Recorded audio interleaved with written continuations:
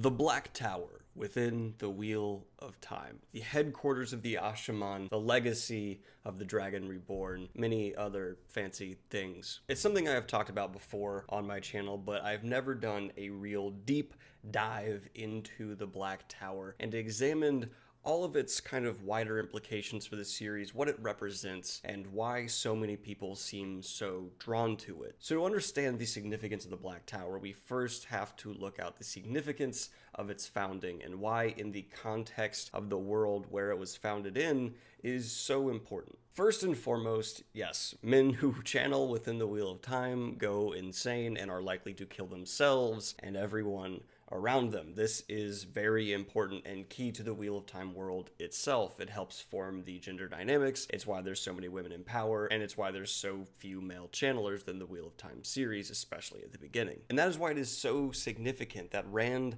al'Thor, the Dragon Reborn, decided to provide a place of refuge for other men who can channel. This was something that changed the world, and honestly, the Black Tower has many monumental moments within its brief history in the series, and we're going to dive into those key moments as well. But the first and foremost, obviously, is its founding. Rand decides to build a farm and to allow men who can channel to go there to try and train, have a place where they will be safe and under his general protection. But I believe even at this point, Rand had grander plans for the Black Tower, or as it was known now, just the farm's future. The second key moment here would be when Rand al'Thor decided to take Mazrim Taim, a false dragon, to the farm and allow him to start testing men to see if they can channel, men who had arrived seeking the dragon's protection. Mazrim Taim almost immediately started finding these men, whether it's a twisting of the pattern just resulting in this happening, or a direct result of Rand's Tal'Viranness as is implied within the series. It's an incredible moment for this world, just that first testing resulting in there being one man who can channel there. That changes everything. It goes from a pipe dream for Rand al'Thor to a reality in that instant. We come back sometime later and Rand has decided to assign rankings within the Black Tower. We have dedicated soldiers and Ashaman. This obviously reflects the White Tower's own ranking system, and by this point, the Black Tower had taken on its name, and Mazrim Taim was acting as essentially the Black Tower's Amerlin seat, though he was known as the Mahale. Some Wheel of Time fans seem a bit confused as to why, even from the beginning, Rand took such a distant approach from the Black Tower, and I honestly had that question the first time I read the series as well, but upon rereads and talking to a few other Wheel of Time heads like myself, it becomes rather clear that this was a necessary thing for Rand to do. If the Black Tower was incredibly tied to the dragon, then its fate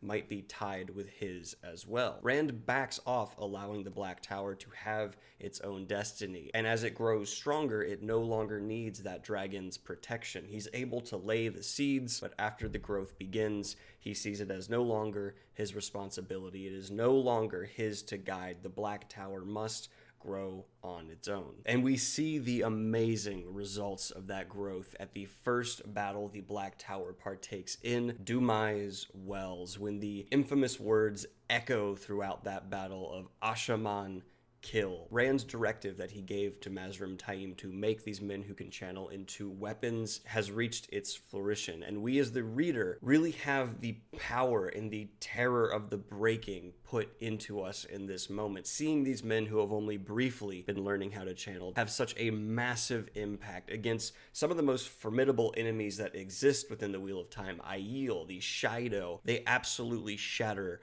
and break their forces rather easily. The Shido retreat, Aiel run away. This allows us as the reader to understand the absolute terror the breaking must have been. The consequences can be felt, and even in the moment of the series, not even the context of the wider Wheel of Time history, this is huge. A power dynamic is set. There are channelers who are organized and who are not bound by the three oaths, and they are the Ashaman, and they are absolutely a force to be reckoned with. A few Ashaman in particular stand out as wonderful characters after this point, some of them because they are close with Rand. One of them, Rand, even has to kill himself because the insanity consumes him. The theme of insanity and mental health within the Black Tower is handled masterfully. I love Robert Jordan's approach to a very difficult to write topic. And for Nynaeve's arc to tie in so beautifully, her desire to heal and her concern for Rand to wonderfully blend into the Black Tower's largest hurdle of overcoming this insanity, this curse that is a part of their reputation, to me works because Nynaeve achieves her healing dream. She heals insanity, but even in that moment, it is not enough to heal the child she helped raise and loves, Rand. A nice little poetic moment of tragedy there, bleeding into an amazing moment of success. Nynaeve's impact on the Black Tower is gargantuan. Without her, they would still have this curse tearing them apart from the inside. It was only a matter of time, in my opinion, before the percentage of men going insane in the Black Tower became critical, and I think they were reaching that limit. But that moment where Nynaeve reverses course, where she can turn it back and allow the Black Tower to reach its full potential, is beautiful, and I think is one of the most historic moments we witness in this series. Another theme seems to permeate every character who has the label of Ashaman assigned to them, and of course I want to make clear we are excluding Mazrim Taim the Mahale here. He is not a part of this theme, but everyone else who bears the label Ashaman, and I'm including Logain, seems to struggle with the idea of being a human being who wields massive power. It's an obvious theme to assign with the Black Tower, but it's so incredibly well executed that I can't help but admire it and really just enjoy that aspect of the journey the Black Tower goes on. It's incredibly crucial to the overall growth of the story and how the reader bonds with this Black Tower. The idea of greatness being bestowed on an average person at great cost, even excluding the insanity that is eventually healed. And this, of course, results in us talking about the biggest conflict within the Black Tower, the Logain versus Mazrim Taim. The light and dark obviously permeating the Black Tower. Anyone who's reading the Wheel of Time and following the White Tower conflict could probably predict that the Shadow would try and infiltrate the Black Tower as well. And while the White Tower never really felt like it could completely fall to the Shadow, it's too large, it's too well established, and having the White Tower fully come back to the light before the Black Tower does, it really helps the reader invest in the idea that the Black Tower could completely fall. It does seem rather hopeless within the walls of the Black Tower. It does seem rather hopeless within the grounds of the Black Tower. The odds are stacked so much in the Shadow's favor. Logain himself is being actively turned as one Ashaman is able to make a couple decisions. One man standing up with his mediocre power against great power, not letting the light dwindle within himself and taking the steps necessary to free Logain and forever put the Black Tower finally on its course for greatness. There were so many moments and so many key decisions that if they went any other way would have resulted in doom for the Black Tower. Whether it's insanity never being cured, whether it's that one Ashaman not letting hope go away, or even the dragon not taking a step back, which he needed to do. The Black Tower would not have been what it is, in my opinion, if Rand had stayed too close. All of this comes together in the perfect storm to result in an equal to the White Tower, maybe unchecked in power, a force that still needs to grow and mature greatly, but is without a doubt a permanent mark on the world. The Mazrim Taim Logain conflict really represents the two choices that people could make within the Wheel of Time, very bluntly, but actually executed with quite a bit of nuance. Mazrim Taim went to the Shadow. It's pretty obvious you could assume what caused him to do so, but we do know Mazrim Taim went willingly. There's no way he would have been raised to the rank of Forsaken if he had to have been forced into this role. Logain could have taken a similar path. He was really born and baptized in hatred hatred throughout this series. And he honestly had more justification for his anger than Mazrim Taim. Mazrim Taim's ego is the result of him going to the shadow. Logain could have very understandably not handled his anger well and gone to the shadow for fairly justifiable reasons. The White Tower, what is very much so in the Wheel of Time considered the beacon of the light, treated him unfairly and cruelly. He was a pawn, a puppet, and he was screwed over by what many consider the shield of the light.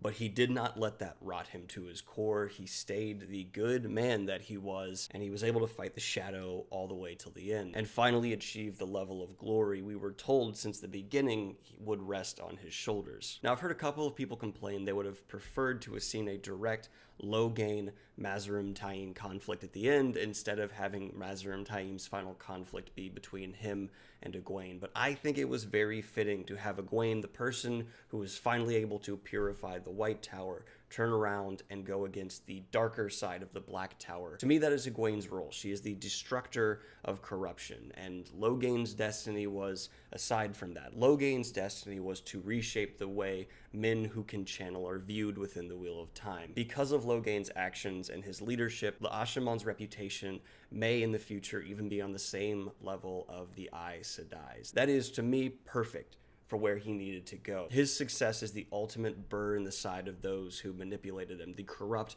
Aes Sedai who used him now have to deal with the fact the men they hated so desperately are going to be on equal footing as them. The future of the Black Tower, though, is one that fans highly debate, whether it will just combine with the White Tower or remain two separate entities. I do think we can all agree it will take a long time for them to ever eventually unite, if they ever will, but they will certainly have an incredibly deep relationship regardless, due to the two-way water bond Red Aja takes on at the end of the series, reshaping their overall objective. Personally, I see the Black and White Tower kind of eventually intermingling populations to the point where they become borderline one entity, only really separated by labels. Male channelers forever being called Ashaman, while female channelers are forever called Aes Sedai, but they do kind of bleed into one entity, and their populations intermingle to the point where Tar-Valon becomes the center of power once again, but we see equal footing between male and female channelers. The real debate we see here is, will anyone from the Black Tower ever have power over those who are in the White Tower? Can there be a role where one from the Black Tower sits above those in the White Tower in terms of positioning? Could there be a male equivalent of an Amerlin seat or a female equivalent of a Mahale? I'd really love to see you guys discuss that in the comments down below, because I honestly think there's no wrong answers there. This is something that is deliberately left open-ended for us, the readers, and seeing where people want this to go is fascinating to me, and it kind of gives a decent insight in how you view the power dynamics within the Wheel of Time as a whole. Anyway, guys, I hope you enjoyed this video. Like and subscribe if you have not already. Hit the Patreon if you want to support what I do here on this channel. Share the video with other Wheel of Time fans that you know out in the wide world. I've had people ask me if they can repost my videos. Yes, I very much so encourage you to do that. It helps me grow immensely. Anyway, y'all, please let me know what you think of the video in the comments down below. What video about the Wheel of Time you want to see next? I'm thinking Egwene and the White Tower's relationship is something I definitely need to do. It was very well voted on in the poll, and I'll talk to you again soon. Special thank you to Alex Ayer, Victor Fernandez, Skelia Silvis, I think I said you already, Epoch, Joe Cano, and Hugo Graca is the newest, so thanks to you, and peace.